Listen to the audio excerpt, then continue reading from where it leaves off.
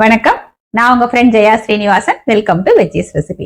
எல்லா வியூவர்ஸ்க்கும் veggies recipe சார்பாக advance Deepavali நல்வாழ்த்துக்கள். தீபாவளி அன்னைக்கு காத்தால எல்லாருமே கண்டிப்பா இட்லி பண்ணுவோம். மத்த நாள் பண்ணா கூட தீபாவளி அன்னைக்கு பண்ணக்கூடிய ஒரு இட்லி அப்படிங்கிறது ரொம்ப நமக்கு ஸ்பெஷலா இருக்கும். அதே மாதிரி தீபாவளிக்கு முத நாள் சில பிராக்டிஸ் எல்லாம் இருக்கு. தீபாவளிக்கு முத நாள் சாயங்காலம் கண்டிப்பா எண்ணெய் வைக்கணும், எண்ணெய் புகையணும் அப்படிங்கிற ஒரு பழக்கம் இருக்கு. பட்சணங்கள்லாம் நம்ம பண்றோம் அப்படின்னா தீபாவளிக்கு முன்னாடியே 2 நாள் முன்னாடியே நம்ம கம்ப்ளீட் பண்ணிடுவோம். ஸோ அன்னைக்கு சாயங்காலம் என்ன பண்ணுவா அப்படின்னா கண்டிப்பா மேக்சிமம் எல்லா ராத்துலயுமே பஜ்ஜி பண்ணுவா, ஒரு பாயசம் பண்ணுவா. அந்த சாயங்கால நேரத்தை ஒரு பண்டிகையாவே கொண்டாடுறது பழக்கம் இருக்கு. தீபாவளி அன்னைக்கு காத்தால நம்ம கங்கா ஸ்நானம் பண்றதுக்காக வெந்நீர் வேணும் இல்லையா, அதுக்காக இப்ப நம்ம கீசர் போட்டுக்கிறோம். அப்போ அந்த கீசர் எல்லாம் கிடையாது. அதனால இந்த வெந்நீர் தவளை இருக்கும் இல்லையா, அதை நல்லா பழிச்சுன்னு தேய்ச்சி அதுக்கு வெளியில சுண்ணாம்பு தடவி மஞ்சள் குங்குமம் எல்லாம் வச்சு அது தண்ணி ஃபுல்லா நிரப்பி வச்சிடுவா. அதுக்கப்புறம் தொட்டி குடம் எதெல்லாம் தண்ணி நிரப்பி வைக்கணும் அதெல்லாம் நிரப்பி வச்சிடுவா. சுவாமி கிட்ட மறுநாள் காத்தால் நம்ம கங்கா ஸ்நானம் ஆனதுக்கு அப்புறம் போட்டுக்கக்கூடிய துணிகள் எல்லாம் எடுத்து வைப்பா. சமையலும் கண்டிப்பா ஒரு பாயசம், அரைச்சு விட்ட சாம்பார், உருளைக்கிழங்கு கறி, அந்த மாதிரி ஒரு சமையலும் இருக்கும் நைட்டு. அந்த தீபாவளிக்கு முதல் நாள் சாயங்காலம் கண்டிப்பா பஜ்ஜி பண்ணுவா.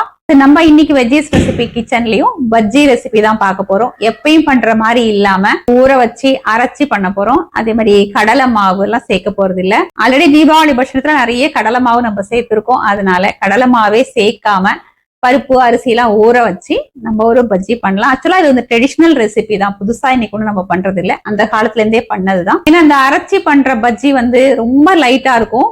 நம்ம சாப்பிட்டாலும் நமக்கு ஹெவியா தோணாது, ஒரு மாதிரி திகட்டின்னு வரும் இல்லையா, அந்த மாதிரிலாம் வரவே வராது. எப்பயும் சாப்பிடறதோட 2 பஜ்ஜி எக்ஸ்ட்ரா சாப்பிட்டாலும் டேஸ்டாவும் இருக்கும், வயிற்றுக்கும் ஒண்ணுமே பண்ணாது. அந்த காலத்துல கல்லூரில் அரைச்சி பண்ணுவா. நம்ம இன்னைக்கு மிக்சியில அரைச்சி பண்ணலாம்.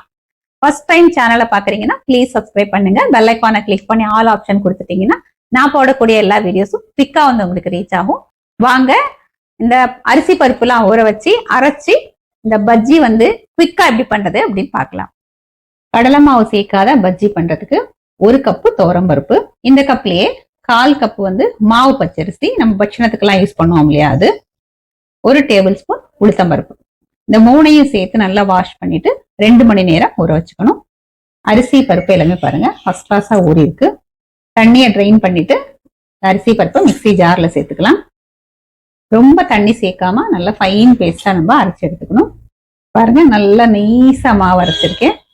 இது போல அரைச்சுக்கணும். இதுல 1/4 டீஸ்பூன் பெருங்காயம், தேவையான அளவு உப்பு, நல்ல நிறத்துக்காக 1/4 டீஸ்பூன் மஞ்சள் பொடி, 1 டீஸ்பூன் மிளகாய் பொடி. இந்த மிளகாய் பொடிக்கு பதிலா நம்ம பருப்பு அரிசிலாம் ஊற வைக்கும் போதே நமக்கு காரத்துக்கு தகுந்த மாதிரி மிளகாய் வத்தல் ஊற வச்சுட்டு இதோட சேர்த்து நம்ம அரைச்சிக்கலாம். இது நம்ம கையாலையும் மிக்ஸ் பண்ணிக்கலாம். ஆனா மிக்சியில ஒரு தடவை அப்படி ஓட்டி எடுத்துட்டோம் அப்படின்னா ஈவனா மிக்ஸ் ஆயிடும். அரைச்ச பஜ்ஜி மாவை இந்த பவுல்ல எடுத்துக்கலாம். நம்ம கடலை மாவு கரைச்சி பண்ணுவோம் இல்லையா, அந்த பஜ்ஜி மாவோட இது கொஞ்சம் திக்கா இருக்கும். பாருங்க இந்த மாதிரி பதத்துல இருக்கு. பஜ்ஜி பண்றதுக்கு பாருங்க நான் வாழைக்காய் எடுத்துட்டு இருக்கேன். இதோட உருளைக்கிழங்கு ரவுண்ட் ரவுண்டா கட் பண்ணிக்கலாம். வாழைக்காய் நீள நீளமா கட் பண்ணிக்கலாம். பஜ்ஜிக்காக வாழைக்காயும் உருளைக்கிழங்கு நான் கட் பண்ணி வச்சுட்டேன். இப்ப இந்த மாவுல நல்லா துவச்சு எடுத்துக்கலாம். இந்த அரைச்ச பஜ்ஜி எப்படி நல்லா ஈஸியா இந்த வாழைக்காயில ஒட்டும். பாருங்களேன் அழகா ஒரு லேயர் நீட்டா ஒட்டிடும். இதை அப்படியே போட்டுடலாம். இந்த பஜ்ஜிக்கு நம்ம சோடா உப்பு கூட சேர்க்கவே இல்லை. உருளைக்கிழங்கு பஜ்ஜி ஒரு சைடு லேசா வெந்ததும் திருப்பி விட்டுப்போம். பாருங்க நம்ம சோடா எதுவும் சேர்க்காமையே அழகா பொங்கி வந்திருக்கு. உருளைக்கிழங்கு பஜ்ஜியை நம்ம திருப்பி விட்டுலாம். ஒரு சைடு வெந்தாச்சு. பஜ்ஜி பாருங்க பர்ஃபெக்டா ரெடி ஆயாச்சு. அழகா நம்ம கடலை மாவுல போட்டா எல்லாம் உப்பி வருமோ அதை விட சூப்பரா வந்திருக்கு. இதே நம்ம எண்ணெயில இருந்து எடுத்துக்கலாம். உருளைக்கிழங்கு பஜ்ஜியுமே ஃபர்ஸ்ட் கிளாஸா வந்திருக்கு. எண்ணெய் நல்லா ட்ரெயின் பண்ணிட்டு நம்ம எடுத்துக்கலாம். இதே மாதிரி எல்லா பஜ்ஜியும் நம்ம பண்ணி எடுத்துக்கலாம். நம்ம அரைச்ச மாவுல பண்ண பஜ்ஜி பாருங்க ஃபர்ஸ்ட் கிளாஸா வந்திருக்கு. வாழைக்காய் பஜ்ஜி, உருளைக்கிழங்கு பஜ்ஜி பாருங்களேன் நல்லா சாஃப்டா இருக்கு. நம்ம கொஞ்சம் கூட சோடா அந்த மாதிரிலாம் எதுவும் சேர்க்கல. நான் உள்ளேயும் காமிக்கிறேன் பாருங்க, அருமையா வந்திருக்கு. நம்ம துவரம் பருப்பு, அரிசி, கொஞ்சமா உளுத்தம் பருப்பு சேர்த்து நல்லா அரைச்சி ஃபர்ஸ்ட் கிளாஸா பஜ்ஜி பண்ணிட்டோம். இது கடலை பருப்போ கடலை மாவோ சேர்க்காததுனால நமக்கு ரொம்ப லைட்டா இருக்கும். எந்த அளவுக்கு நல்லா பஜ்ஜி பொங்கி வந்திருக்கு, நல்லா சாஃப்டாவும் இருக்கு. இந்த பஜ்ஜியை வந்து எல்லா ஏஜ் பீப்புளும் சாப்பிடலாம். ரொம்ப வயசானவா கடலை மாவு ஒத்துக்காது அதனால பஜ்ஜி அவாய்ட் பண்றாளே அந்த மாதிரி இல்ல, எல்லாருமே இது சாப்பிடலாம். குழந்தைங்களுக்கும் நம்ம கொடுக்கலாம். பாருங்க, வாழைக்காய் பஜ்ஜி ஃபர்ஸ்ட் கிளாஸா வந்திருக்கு.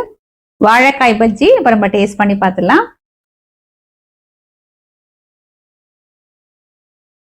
செம்ம டேஸ்டா இருக்கு. நம்ம எப்பயும் கடலை மாவுல பண்ற பஜ்ஜியை விட இது ரொம்ப நல்லா இருக்கு. கொஞ்சமா அரிசி சேர்த்ததுனால மேல ஒரு லேயர் அழகா மொறுமொறுன்னு வந்திருக்கு. உள்ள வந்து மாவு கொஞ்சம் நல்லாவே இருக்கு. நம்ம கடலை மாவு கரைக்கும் போது கூட இந்த மாவோட லேயர் ரொம்ப மெல்லீஸா இருக்கும் இல்லையா, அப்படி இல்லாம கொஞ்சம் மாவும் இருக்கு. உள்ள அந்த வாழைக்காயும் நல்லா வெந்திருக்கு. டேஸ்டும் வந்து ரொம்ப சூப்பரா இருக்கு. உருளைக்கிழங்கு பஜ்ஜி ரெண்டும் ஒரே மாவு தான். அதுல வந்து உருளைக்கிழங்கோட டேஸ்ட், அதுல வந்து வாழைக்காயோட டேஸ்ட். இன்னும் நமக்கு வேணும்னா பீர்க்கங்காய், கத்திரிக்காய், சௌச்சௌ இதெல்லாம் பஜ்ஜி பண்ணிக்கலாம். இல்ல அந்த ஓமவல்லி இலை இருக்கும் இல்லையா, அதுல பஜ்ஜி பண்ணா கூட ரொம்ப நல்லா இருக்கும். நான் என்னோட சின்ன வயசுல சொல்றேன். இந்த பஜ்ஜி எல்லாம் போட்டு முடிச்சதுக்கு அப்புறம் அடியில கொஞ்சமா மாவு இருக்கும்.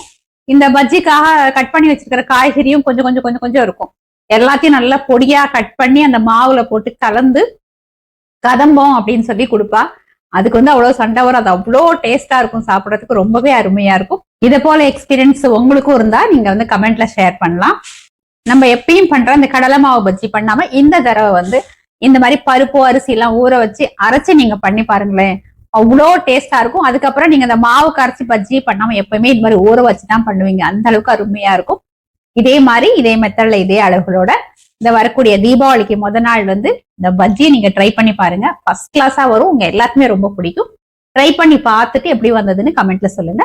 லைக் பண்ணுங்க, உங்க ஃப்ரெண்ட்ஸ் அண்ட் ஃபேமிலியோட ஷேர் பண்ணுங்க. இன்னொரு புது ரெசிபியோட நாளைக்கு நான் உங்களை மீட் பண்றேன். தேங்க்ஸ் ஃபார் வாட்சிங்.